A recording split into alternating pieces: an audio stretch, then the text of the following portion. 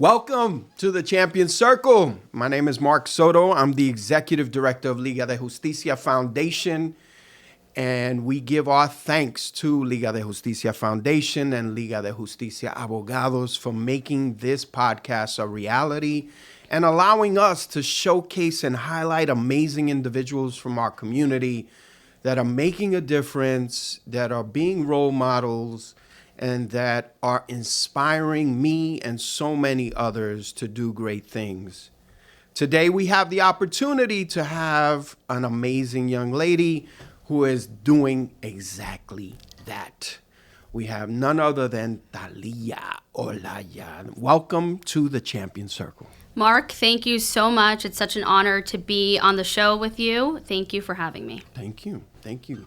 So I'm super excited to have Thalia here because she actually is in a role working with Governor Hochul. And so we'll be hearing about that later. But we always like to start on this particular podcast with a person's roots, their beginnings, their family, and their background, so that people can get to know them, know their story, and be inspired by what they've accomplished in their life and all of the challenges that they've overcome and all of the successes that they've had. So, Thalia, we're going to start with your roots, your beginning. Tell me a little bit about where you're from, where you were born, your family, and so on. So, Mark, I was born in Colombia. I was born in Cali, Colombia. I was born in Cali mainly because of the hospital. Because my mom had some complications when she was pregnant with me, and thankfully everything turned out to be okay, but Cali had the hospital that was better equipped with everything just in case. And so I was born in Cali, and my family is from a little town in Colombia called Tuluá, un pueblito, as folks say in Colombia. It's called Tuluá, and it's about 2 hours or so from Cali. It's all part of what's called El Valle. Okay. All right. Very good. And tell me a little bit about your parents. Yeah, so my parents are both Colombian. My dad was born in Sevilla, which is also part of that, part of El Valle. My mom was also born in Cali, like myself. And my parents actually, my mom used to work for my dad. And that's how they met. So I'm sure there's stories behind that. Yeah, so my dad owned a clothing company in Colombia, and my mom was a retail worker there and a secretary there, and so that is how they met. Okay, that's a beautiful story. I'm gonna have to talk to your mom about that the next time I see her. All right, so I understand that you came over at a very young age to the United States. Tell me what brought that about. How did your family decide to come here? Why, and where did you wind up? So, Mark, I say this all the time, but I seriously owe who I am, all of my successes, my story to my parents, both my mom and my dad. And although I credit them both, for me, it's really my dad who I guess started everything, because he came to the U.S. when back in the 80s. So I did not exist, right? And my mom and my dad lived apart for about 10 years. So my dad came to this country. He crossed the border like many folks have done. He crossed the border. He went through extreme hardship. It was a struggle. I mean, hearing his story is something that has really stuck with me and has always pushed me forward. Just hearing that story of struggle, but also of triumph, right? And so I've heard his story of how, he came when he crossed the border, and he was piled under a bunch of fruits in a truck, right? And when he first got here, he knew someone that worked out east in Montauk. And that is how eventually my dad ended up going out east to the Hamptons. But at first, when my dad got here, he settled in the city. He was in Queens. He was there for a couple of years, and he struggled. He tells me how he didn't have enough money, so he would eat pizza every day. His shoes, the bottom of his shoes were torn apart, and he couldn't he couldn't afford to buy himself another pair of shoes. And so it's really that struggle that I think has also really propelled me to want more, not just for myself, but also for my family, because I'm the first in my family to have accomplished a lot and have gone to school and to have a career. And so I feel like I have that weight of my parents' struggles on my shoulders, and everything I do is for them and for everything that they've gone through. But yeah, so my parents were apart for 10 years.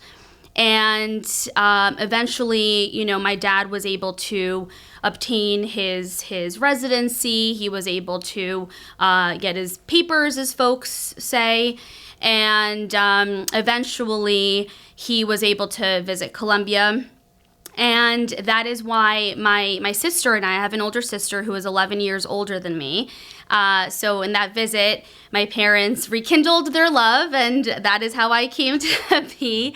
And so I came to the U.S. when I was 2 years old, and it was, you know, my dad was already here, like I said, but I came with my mom and my older sister. Interesting. It sounds like such a great American kind of story, right? Mm-hmm. So oftentimes we have that immigrant story that's so inspirational, so sacrificial, right? Mm-hmm. Your father sacrificing, your parents being apart from each other, and you being born and then being brought here. And obviously, you know, in the beginning, I'm sure, you know, that was challenging at times, right? Mm-hmm. So tell me a little bit about after you arrived with your mom and your sister. Yes. And just really quick, Mark, to your point, completely agree. Such a sacrifice, right, from my dad, but also for my mom, right? Sure. It's a mutual sacrifice. Absolutely. Because my dad, yes, he did the difficult work of having to come here in that journey, but also my mom, imagine being apart for 10 years from your spouse. And at that time, my sister, she was a baby. Mm-hmm. So my mom had to raise her just alone. Mm-hmm.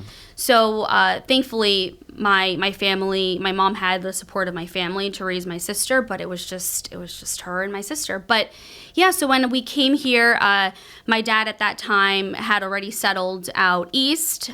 He lived in Sag Harbor, which is a tiny small hamlet out east. It's technically in the town of Southampton, but Sag Harbor is its own hamlet, and that's where we lived for a little while, crammed up in a very small apartment.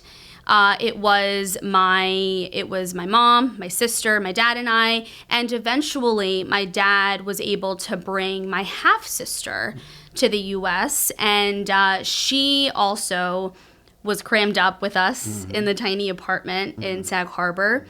And we lived there for a short time. And when I was about 5 years old, we moved to East Hampton because my parents, through their hard work and dedication, they were able to purchase a home. Okay. They bought a home in East Hampton. And so I grew up in Springs, which is another little hamlet that's in the town of East Hampton. Awesome.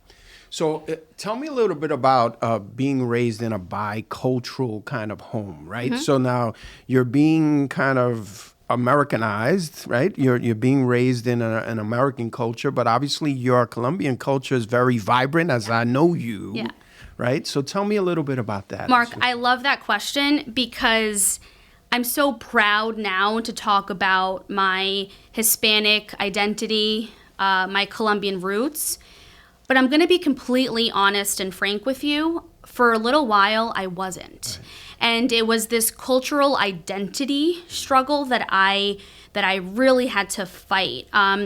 Because so growing up, I was very fortunate. My parents sent me to a Catholic elementary school. No longer exists, but the school was called Stella Maris, and it was in Sag Harbor. It was a very small Catholic school, and I was there from about first grade until a couple weeks into sixth grade, I want to say. And I was one of maybe like 2 or 3 other Latinas. And other than that, I was surrounded by Caucasian peers. And that really was a struggle, Mark, because our culture is just so different, and my parents being new to this country it caused a lot of identity issues. I didn't know who I was, and I struggled with it internally. And it wasn't until I got older that I was able to recognize that identity struggle that I had gone through. But for example, I was never allowed to have sleepovers with my friends, and that is something that is so common in the American culture, so common. And so I didn't understand that, right? Or sometimes I would be embarrassed because my parents didn't know how to speak the language fluently. And sometimes my friends would come over for birthday parties or things like that, and I don't know how to describe it, Mark, but I felt it at such a young age. I was embarrassed, and my mom says this all the time, and she reminds me of this all the time, that when I was about 10 or 11 years old, I went through this phase where I did not want to speak Spanish. Right. I did not want to go to Colombia. And my mom said, "No, señorita, en esta casa se habla español. In this house, we speak Spanish, and you are going to be proud of who you are."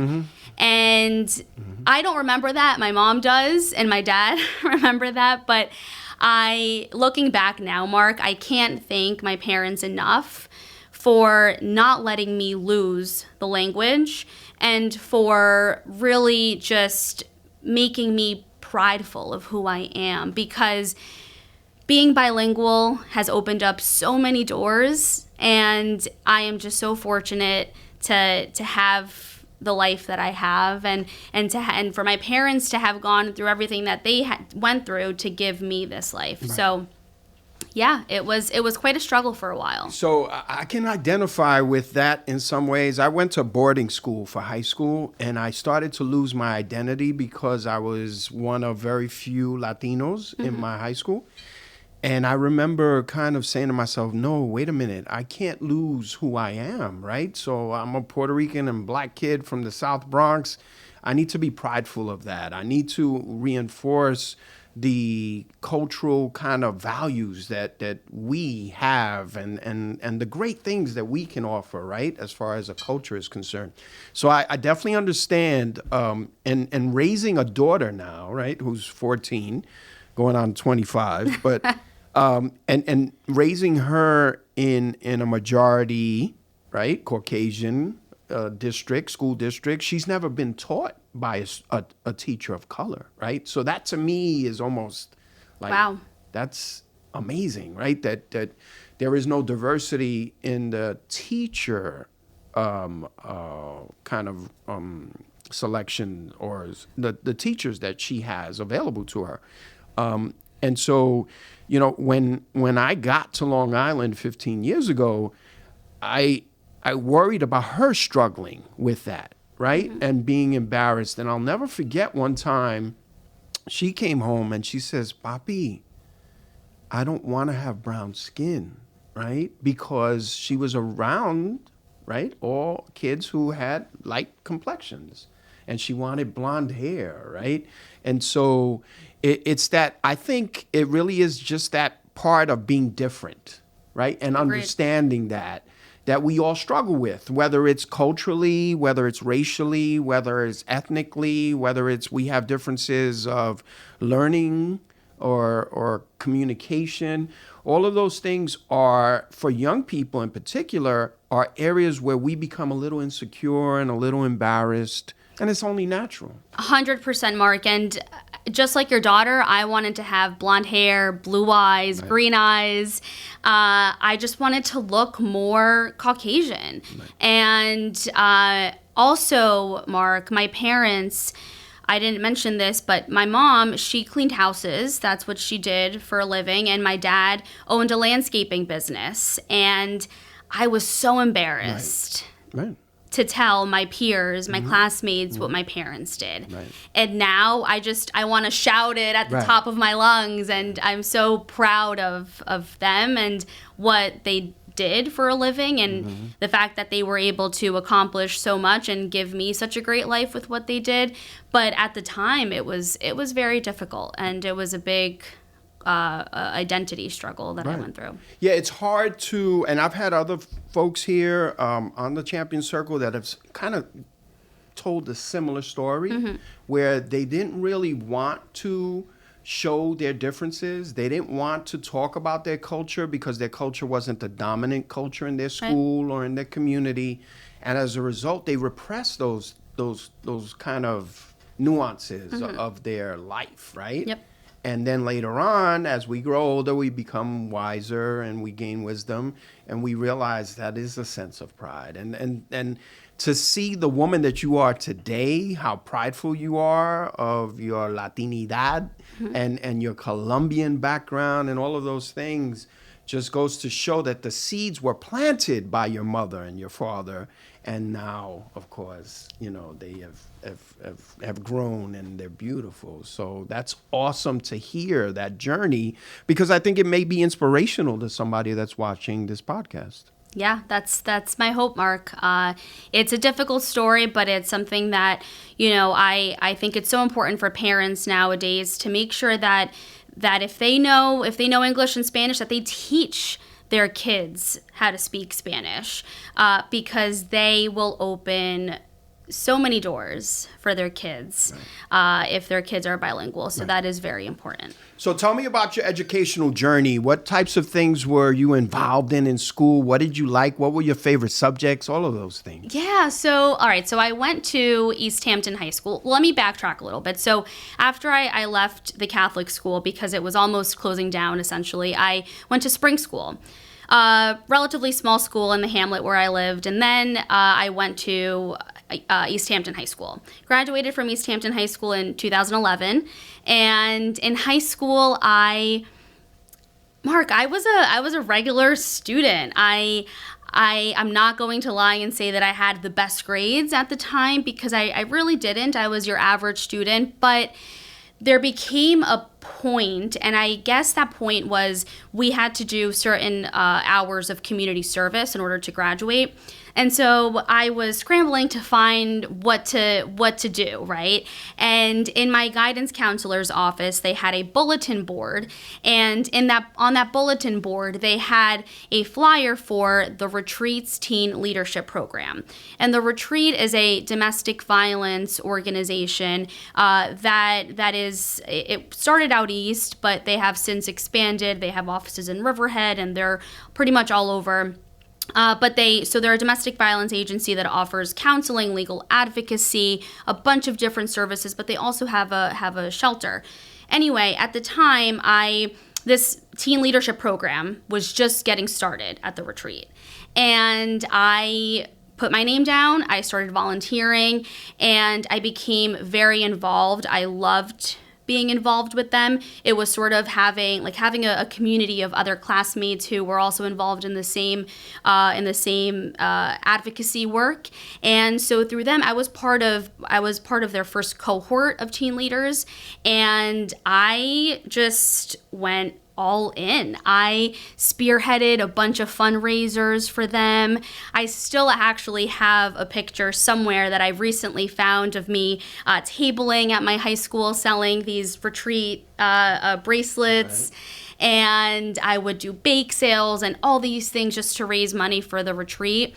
And with the teen leadership program, like I said, it really got me involved. And I can't remember if it was before I got involved with the teen leadership program or after, but I also became involved in youth court, because it was another opportunity for community service hours. And again, I just fell in love with youth court, and I think that being involved in youth court also sparked my interest, I guess I would say, for a legal career, which we'll get into a little bit later. But I was involved in youth court, and I'm not sure if I'm not familiar, so tell me a little bit about youth court. So youth court, it's actually something that no longer, I don't believe, exists anymore in the town of East Hampton, but I believe the town of Southampton does, and a couple of other towns on Long Island, I think, still have this program. But essentially, it's a way for younger folks in I'm going to say, like, I think middle school, high school, who get involved in things that they shouldn't be getting involved with, right? It's a chance for them to get judged by their peers, essentially, instead of having to go to actual real court. Right. And so whoever is involved in youth court, as I was, you go through a couple of months of training.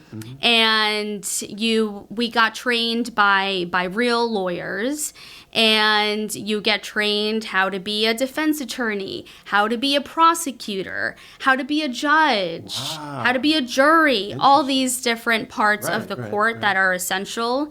And so yeah, that's what I did, and I got to serve a couple of times as a defense attorney, as a prosecutor. I think I even got to serve as a judge once. Interesting. And so that really gets you to start learning more about the legal system and procedures and how things work. And so that is, I think, how my interest for the legal career sparked. Yeah, that sounds fascinating.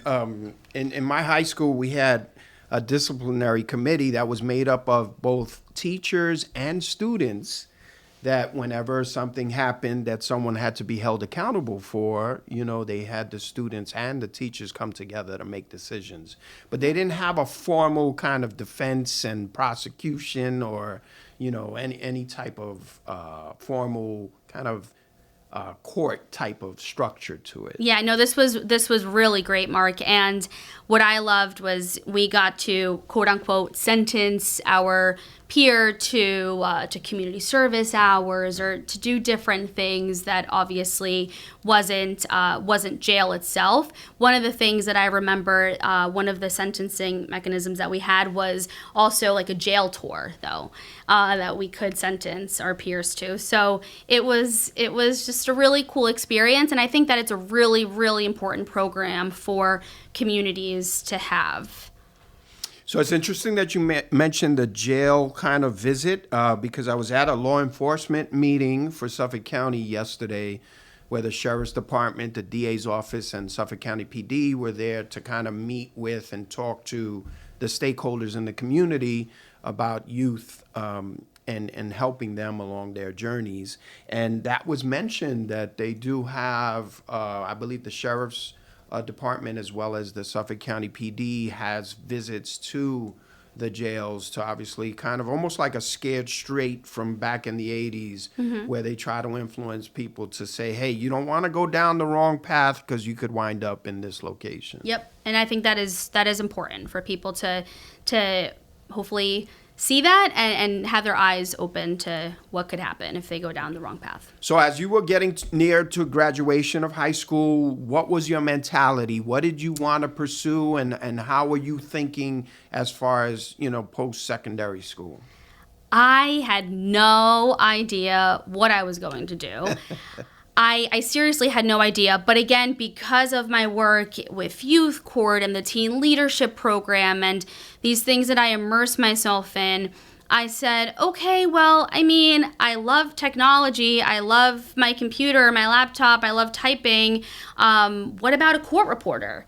And at the time, I was dating someone whose mom was that mentor for me and that inspirational person that I needed in my life. And it's funny because, he and I dated for many years. I think it was almost like 9 years or so. And his mom and I stay in touch on social media. And actually just recently, a couple of months ago, I sent her a message and I said thank you, because I just believe in being thankful and grateful for people that impact our lives. But anyway, sorry, I'm getting sidetracked here. No, not at all. So I thought I wanted to be a court reporter. And at the time, my boyfriend at the time's mom, she said, Thalia, but you have so much more to offer the world. I can see you being so much more than a court reporter typing your life away behind a table and a chair. And so I said, but what else could I do? And she said, have you ever thought about being a lawyer? And I hadn't. It wasn't something that I had thought about. It just seemed like such a far-fetched goal that it wasn't something that ever crossed my mind.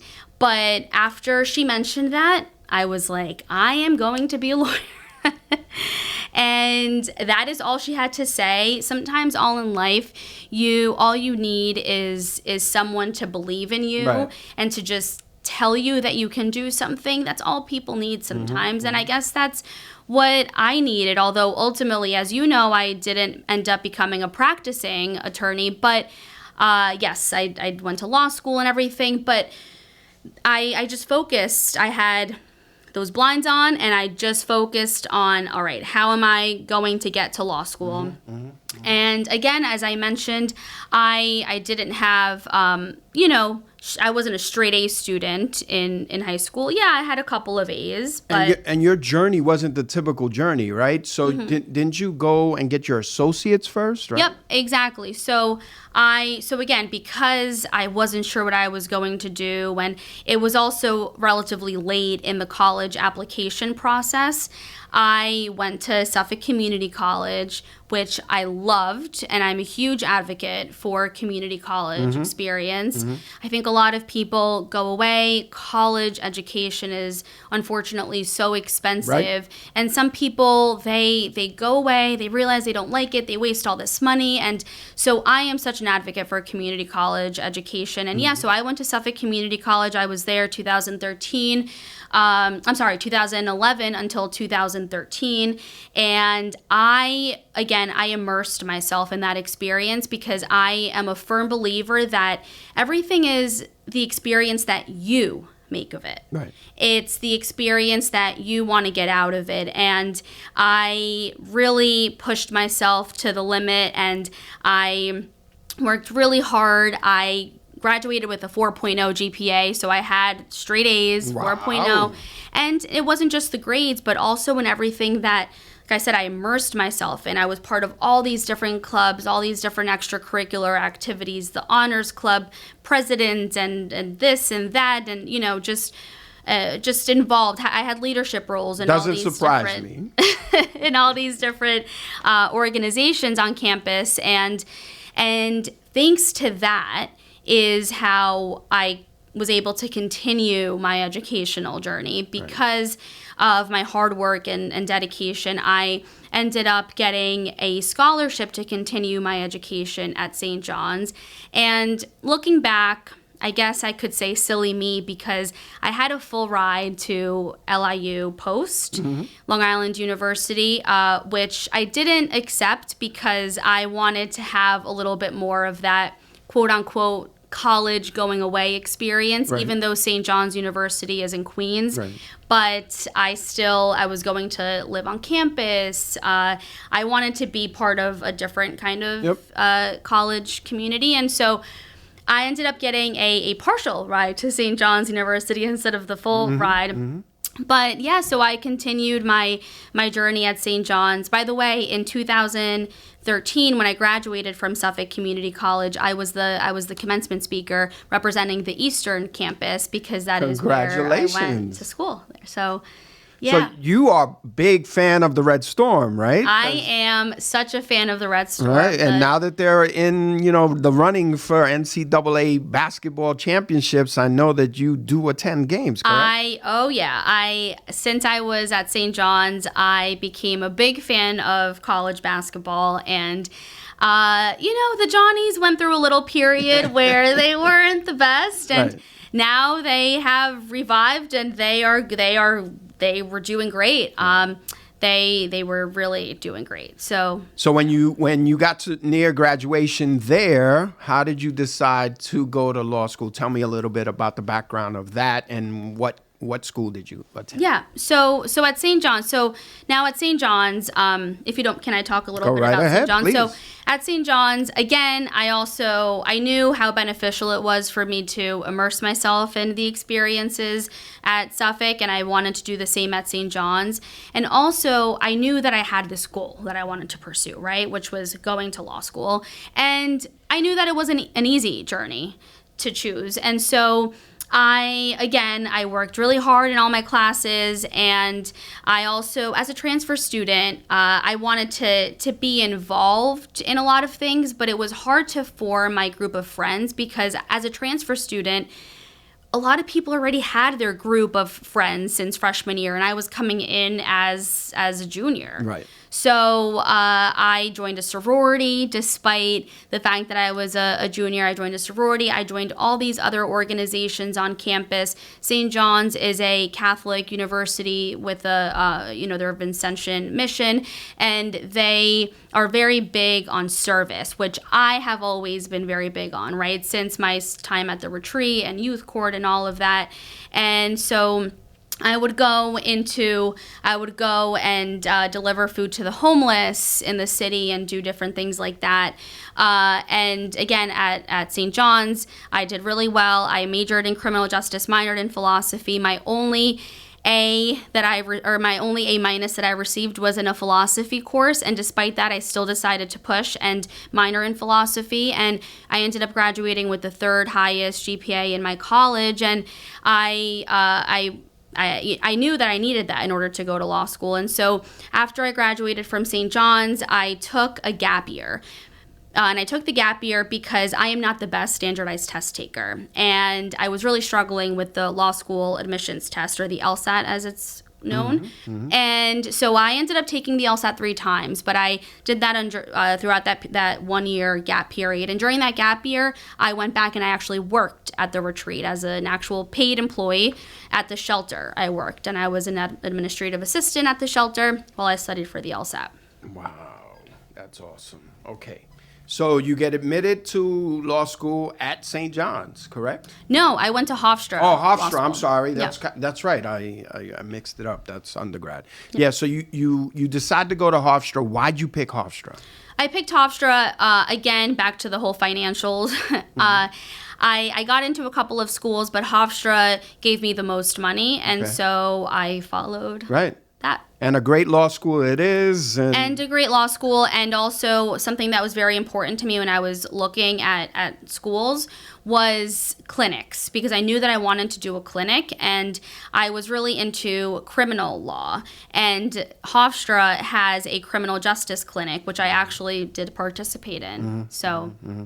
Yeah, no, it's an amazing school. I actually got accepted to undergrad there, but decided to go to Fordham University, another Catholic or Jesuit institution that was a major rival of St. John's in many ways. We could never reach the level of basketball, kind of like championship level basketball, but we always tried to compete with St. John's. And currently the president of Hofstra was my law professor at University of Nebraska. No way. Dr. Susan Poser. Yeah. Yeah, so we have kind of like some connections there. That's awesome. Mm-hmm. All right, so you are involved in the clinic, you get through law school. As you're nearing getting your JD, what is your mentality? What are you looking to do once you graduate? So I would say it was my second year of law school, Mark, and I did not enjoy law school. I was not happy.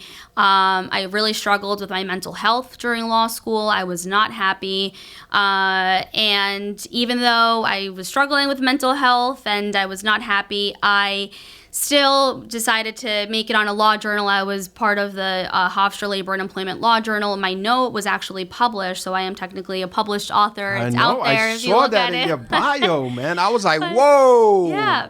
And so on top of that, I did a clinic my second year of law school, and so I just knew that I didn't want to do it. But again, I carried that weight of my parents' sacrifices and everything so heavily on my shoulder that I thought I need to do this for them. But my parents saw firsthand how unhappy I was, and they were always the first to tell me, Thalia, please, drop out, don't do that, just pursue something else.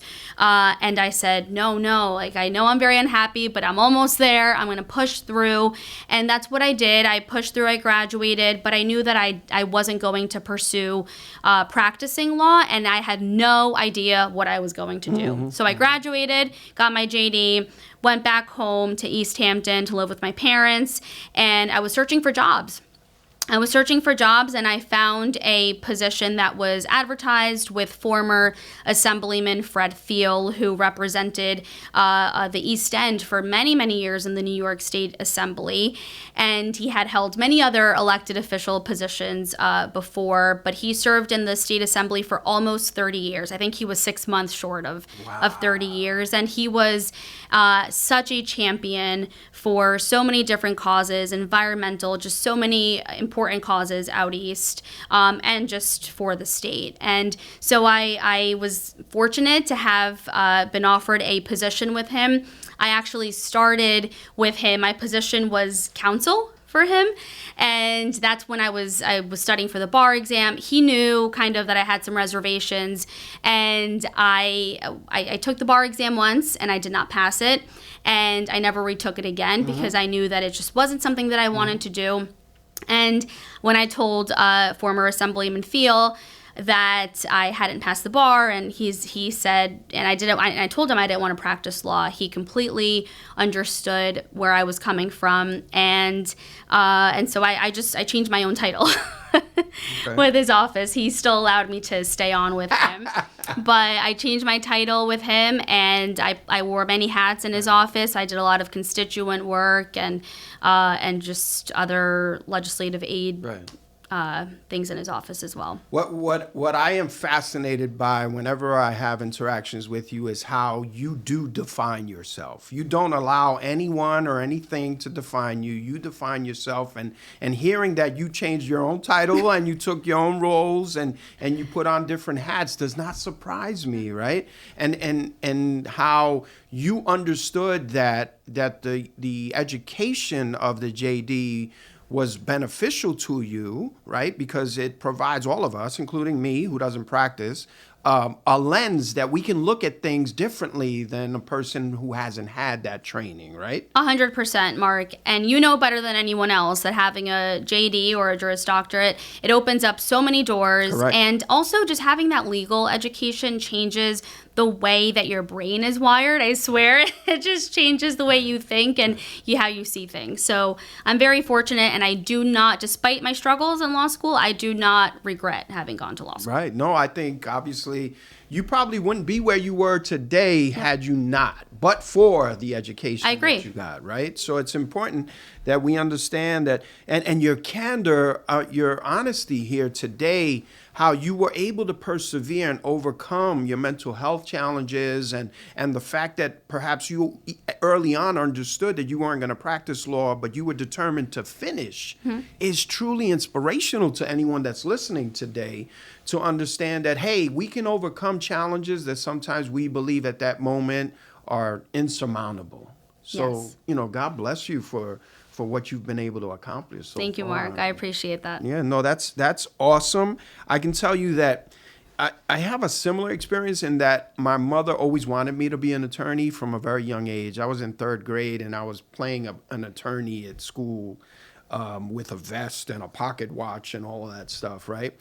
And then subsequently, once I graduated Fordham, I took a year or two off, and then I applied to law school, didn't get in, and then I finally got in.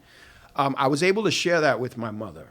But shortly after I got accepted, my mom passed away, probably a month or two after. So she was never able to see me graduate, but I was determined to graduate. And at the end of my first year, the beginning of finals was the anniversary of her passing. Oh, and you know that she must have been so proud watching you from above, Mark. And I know I said this to you before, but she really was, and she still is proud watching down on you. And yeah, I mean, I guess our stories are slightly different in that, I guess your mom wanted you to go to law school. My parents actually, when I told them that I was going to go to law school, they were like, "Kay? What?" And I said, "Yeah, I'm going to be a lawyer." And they were like, "Are you sure? Right. Like, that's a lot of hard work." But they have always been very supportive of me and whatever I wanted to pursue. As long as I was happy, that is all that they cared about. So it's funny because I guess for me it was my parents didn't tell me to go to law school. They felt a little uneasy. Right. But I still decided to go that route. But your determination to finish was similar to mine in that I was determined, and I just barely squeaked by after my first year. Yeah. And then second and third year got a lot easier. I don't know if that was true for you too. Oh, yeah, for sure. But that first year was impossible, Yeah. right? Especially dealing with the grief that I was dealing with. And I was dealing with my own mental health issues. So I commend you for what you were able to accomplish. So, okay, so you work for Assemblyman Thiel. Now what happens after that? So I worked for Assemblyman Thiel, who, if he ever watches this, thank you. I know I've thanked him many times. I text with him frequently. Again, like I said before, I'm I'm a firm believer of thanking people while they're alive, when you have that opportunity. And a former Assemblyman, Fred Thiel, was really that person who helped me get to where I am now. He was a friend, a mentor, just a great boss. And I was with him for a little over 3 years. And then I got another opportunity that knocked on my door, and it was, again, the retreat. And so I decided to roll the dice, and I really enjoyed my time working for Fred Thiel, because I realized that government is where you can really make a difference and where you can really be impactful. But I also have always had such a passion for the work that nonprofit organizations do. And so I rolled the dice. I went over to the retreat as their shelter director. And I was there for a short time. At that point, I was living in Moriches, and I was commuting to East Hampton, and the commute was a lot. And there were a couple of other things that just I realized that it wasn't for me. And so I left the retreat, and I left without really knowing what I was going to do. But I trusted that the universe had something planned for me. And thankfully, I was able to, shortly thereafter, find a job with the Suffolk County Democratic Committee. I was a field organizer for them for a little while. I started a little bit late in the process, but I was with them for a couple of months. I knew that role was a temporary gig, though, because after the elections, we were on our own. But I still decided to take the opportunity, and thanks to that opportunity, I am now where I am now with the governor's office, because they helped propel me into this current role. So this role that you're doing, and I think you and I met about a year or so ago at the Hispanic Heritage event, where I was just so impressed with your passion and your professionalism and your communication skills. It's so important, and I think it shows the leadership of our governor to have a dynamic person like yourself representing her, who's a woman, who's a Hispanic woman in Suffolk County. So tell us about your role. So, Mark, I am Governor Hochul's Suffolk County Regional Representative, and Governor Hochul is the first woman governor in the history of New York State. And so it is such an incredible honor to be working for our first female governor in our state's history, and really making a difference here in the community where I grew up in, right? I mean, I'm the governor's Suffolk County representative, so most of my work actually focuses from the town of Brookhaven West, because for the first time we have a representative also for the East End. But because I grew up out east, I also overlap a lot with our East End regional rep as well. And so my job is to be sort of a connector, liaison between elected officials and the governor's office, community stakeholders and the governor's office, constituents and our office. And it's not just the governor's office, but there are all of these different state agencies that also fall under our purview, whether that's the New York State Department of Transportation or the New York State Department of Health, or so many different other state agencies that I help to kind of liaison with. And so it's been such a phenomenal opportunity. Every morning I wake up, and I'm already over a year working for the governor's office, and every day I wake up and I'm like someone pinch me, please. Is this real?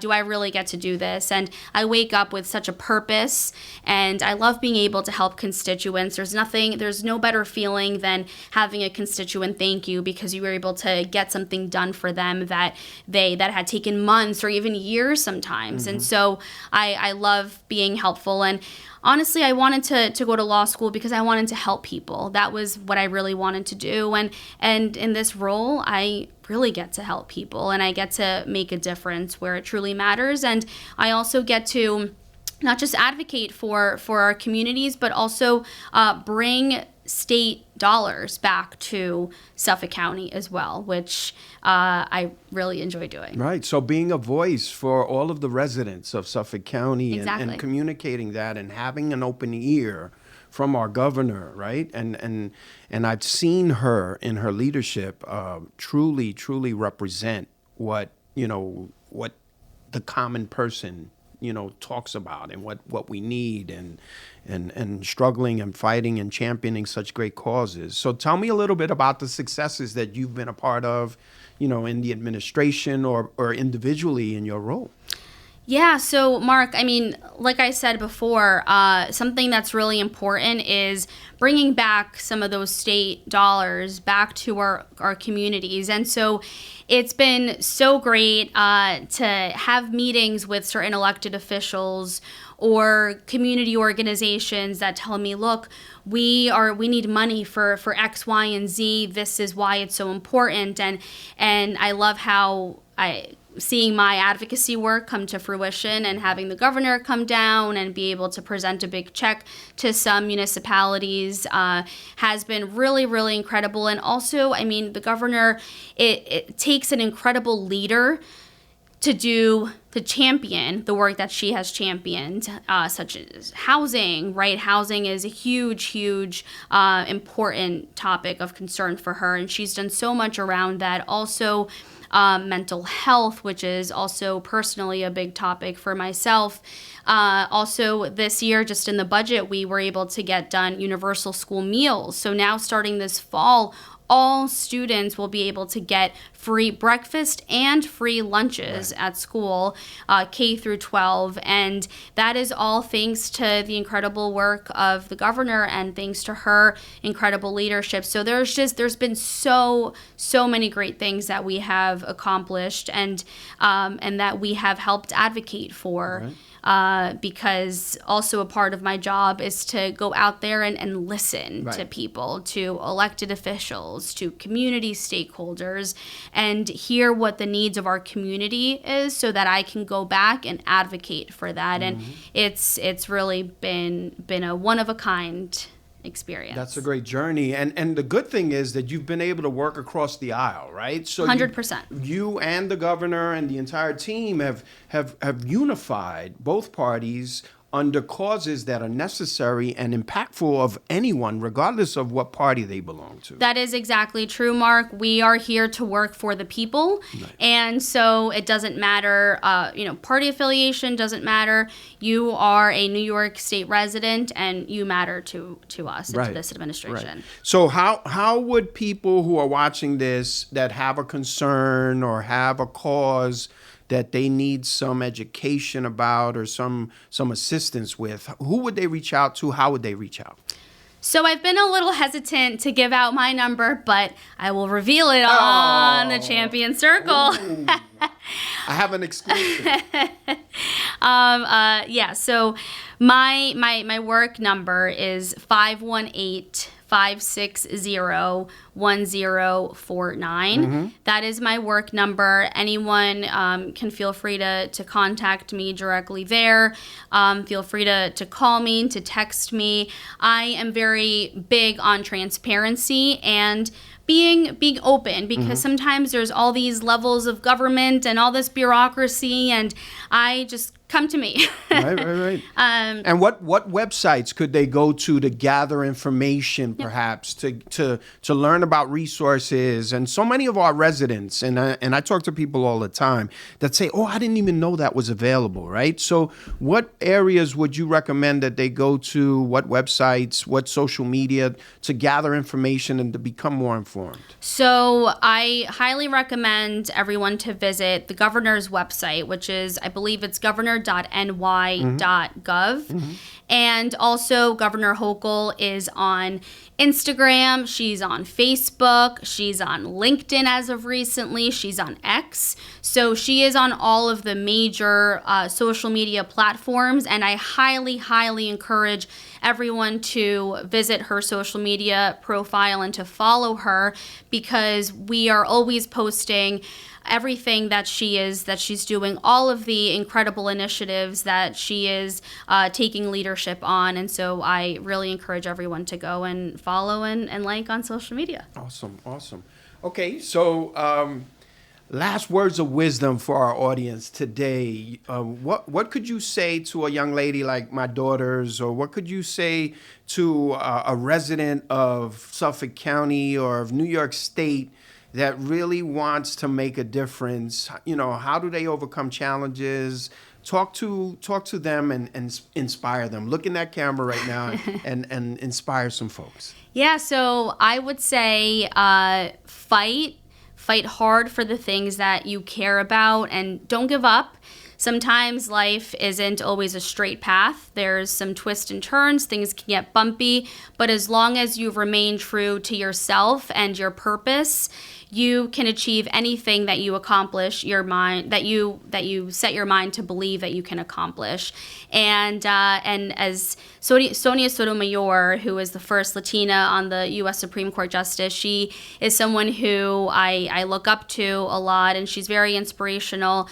And one of her quotes says something along the lines of, fight hard for the things that you care about and have others join you in a way that will be beneficial to all. And so that is what I would encourage everyone to do. Get involved in your community, fight for causes that you believe in, and don't lose hope. Keep fighting and stay on that path. Thank you so much, Thalia. It truly has been an honor and a privilege to have you here to share your story. You inspire me.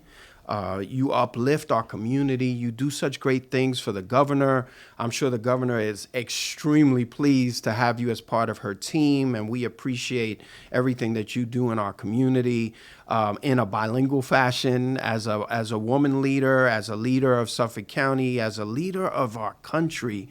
I'm proud to call you a part of our chosen family. So thank you. You are truly a champion, and you are now part of the chosen family of the Champion Circle. Mark, thank you. Thank you so much for having me on your show today. And I'm so grateful for you and for our friendship. Thank you. I appreciate you, and I offer you the invitation to come back at any time to talk about different initiatives, events that are going on that could potentially impact or uplift our communities.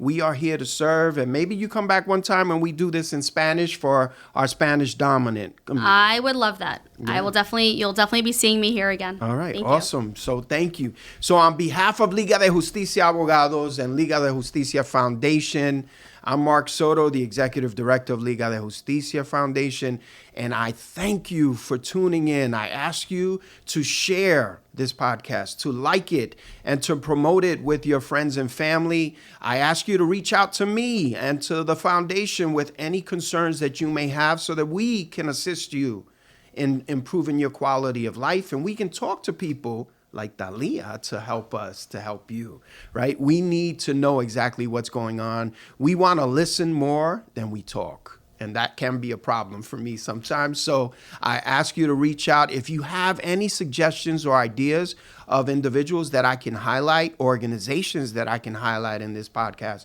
please reach out to me. We're always looking to showcase amazing stories and amazing individuals and amazing organizations. So thank you for tuning in. God bless you, and stay tuned for more.